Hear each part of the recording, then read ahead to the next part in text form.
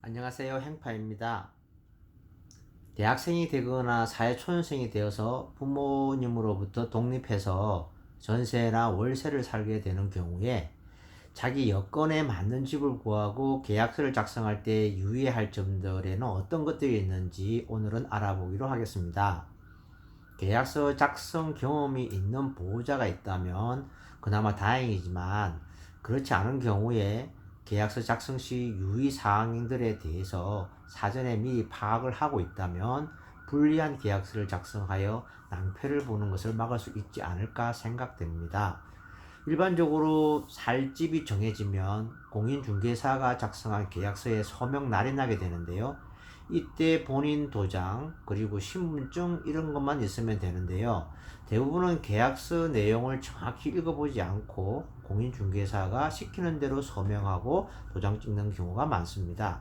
혹시나 불리한 내용이 있는 걸 모르고 서명 날이 난 경우에 고스란히 그 피해를 본인이 감수해야 한다는 점 명심하셨으면 합니다. 먼저 임대인이 그 집의 서류상의 주인과 같은지 확인해야 합니다. 설령 집재 주인이 따로 있더라도 계약은 서류상의 주인과 해야 합니다. 예를 들어서 그 집이 매매가 되어서 곧 집주인이 바뀐다고 해도 잔금일 기준으로 서류상의 주인과 하는 게 낫습니다. 나중에 집주인이 바뀌더라도 계약이 자동 승계되기 때문에 아무런 법적 하자가 없기 때문이지요. 둘째로 금융권의 건저당 설정과 선순위 임차인이 있는지 여부도 꼭 확인하셔야 합니다. 이 둘의 자신의 보증금까지 합하여 해당 주택 가격의 80%가 넘으면 가능한 계약을 하지 않는 것이 낫습니다. 만약에 집이 경매에 넘어가는 일이 생길 때 전세금을 못 받는 경우도 생길 수 있기 때문이지요. 또한 계약서의 특약사항이 중요한데요. 계약서 표준 양식이 없는 내용을 일반적으로 적는데 자신에게 불리한 내용이 있는지 확인해야 하며, 애매하거나 잘 모르는 내용이 있다면 공인중개사에게 꼭 물어봐서 이해하고 서명하시기 바랍니다. 계약서에 작성하고 난 뒤에 계약 번복은 불가능합니다. 인터넷상에 24시간 내에 계약을 파기하면 그러면 가능하다 이런 글이 떠돌기도 하는데 사실이 아닙니다.